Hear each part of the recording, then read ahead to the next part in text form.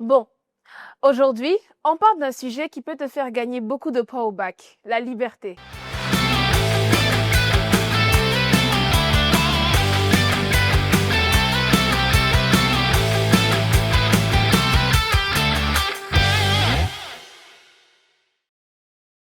C'est une des notions les plus importantes en philosophie, mais aussi une des plus piégeuses.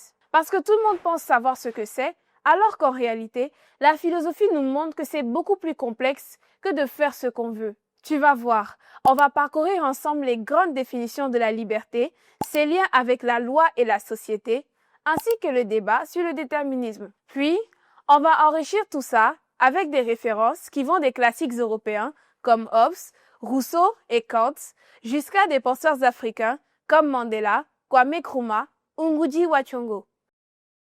Et je te le promets, à la fin de cette séance, tu auras non seulement compris la notion, mais tu auras aussi en tête des exemples et des citations que tu pourras placer le jour J pour montrer que tu maîtrises le sujet à fond. Oh non, exposer le PC pour demain alors que je n'ai rien usé. Pas besoin de stresser, tout au bac me sauve, Simon m'explique et je comprends direct. En plus, les vidéos sont top. Télécharge Kajou, c'est gratuit, elle me sauve la vie. Alors télécharge l'application Kajou et retrouve-moi dans TutoBac. Et crois-moi, on va réussir ensemble. Cerise sur le gâteau, c'est 100% gratuit. Et oui! Définir la liberté. On commence par la base. Qu'est-ce que la liberté? Hobbes, dans le Léviathan, l'a définit comme l'absence d'entrave extérieure. En clair, être libre, c'est pouvoir faire ce que je suis capable de faire sans qu'un obstacle extérieur m'en empêche. Par exemple, si je ne peux pas courir à 100 km/h, ce n'est pas un manque de liberté. C'est juste un manque de puissance physique. Cette distinction entre puissance et liberté est essentielle. Elle évite de tomber dans le cliché qui consiste à croire que la liberté, c'est avoir le pouvoir de tout faire. Eh ben non. La liberté n'est pas infinie. Elle s'exerce dans les limites de nos capacités réelles. Mais attention, ne te laisse pas piéger. L'absence totale de règles n'est pas forcément synonyme de plus de liberté. Et c'est là qu'on va entrer dans la question du rapport entre liberté et loi. Imagine un monde sans loi. C'est l'état de nature. Dans cet état, tu peux tout faire, mais les autres aussi. Résultat, tu es exposé en permanence aux désirs et aux envies des autres. Hobbes explique que dans l'état de nature, il y a une insécurité totale. Passons maintenant à l'état civil, c'est-à-dire la société organisée. Ici, il y a des lois qui limitent certaines de tes actions. Oui, ça peut sembler une perte de liberté, mais ces lois limitent aussi les actions des autres, et c'est ce qui rend possible ta sécurité. Si une loi m'empêche de rouler à 170 km/h, elle empêche aussi les autres de le faire. Et ça, c'est la grande idée de Rousseau. Obéir à la loi qu'on s'est prescrite, c'est être libre. En Afrique, on retrouve cette vision dans la philosophie Ubuntu, où la liberté individuelle ne se comprend qu'à travers le respect et la liberté des autres. En d'autres termes, je suis libre parce que nous sommes libres. Donc, retiens bien ça. La loi n'est pas toujours un obstacle. Si elle est juste, elle rend la liberté possible.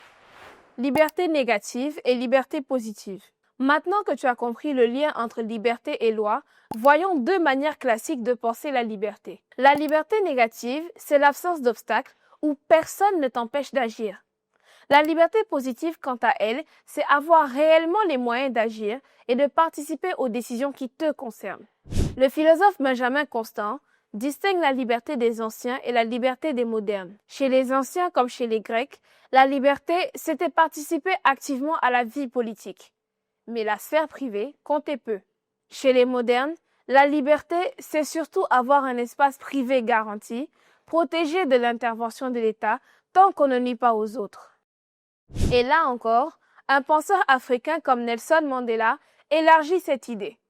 Pour lui, être libre, ce n'est pas seulement enlever ses chaînes, c'est vivre de manière à respecter et à renforcer la liberté des autres. Cette dimension collective de la liberté est capitale et elle peut vraiment faire la différence si tu la cites au bac. Avant, je passais 3 heures à la galerie en exercice.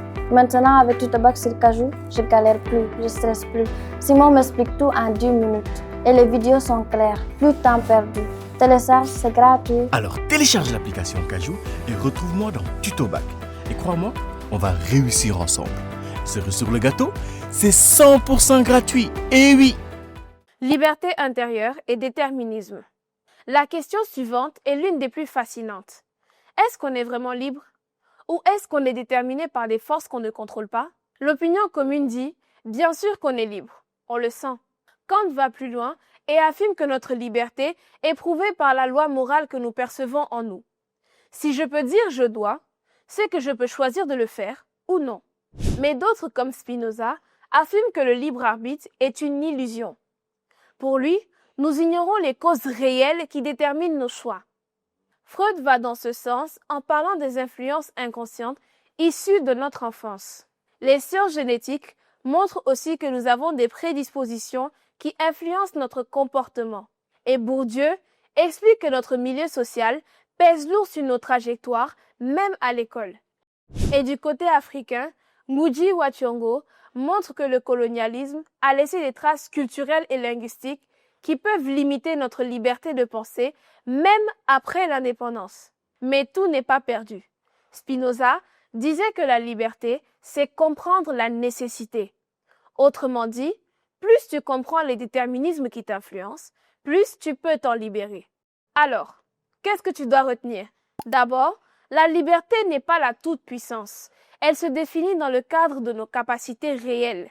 Ensuite, la loi peut être un allié de la liberté si elle est juste et partagée. Tu dois aussi savoir distinguer la liberté négative de celle positive et comprendre que la liberté n'est pas seulement qu'individuelle, elle est aussi collective. Enfin, il faut montrer que tu as réfléchi au débat liberté contre déterminisme et que tu sais expliquer comment on peut dépasser certains déterminismes. Si tu arrives à placer un mélange de références européennes et africaines, à donner un ou deux exemples concrets et à montrer que tu sais nuancer, tu es sûr de faire une très bonne impression au correcteur. Attention à quelques pièges. Ne réduis pas la liberté à faire ce qu'on veut. N'oublie pas de parler du lien entre liberté et loi. Évite de citer uniquement des philosophes européens. Et ne passe pas tout ton devoir à parler uniquement de déterminisme si le sujet est sur la liberté.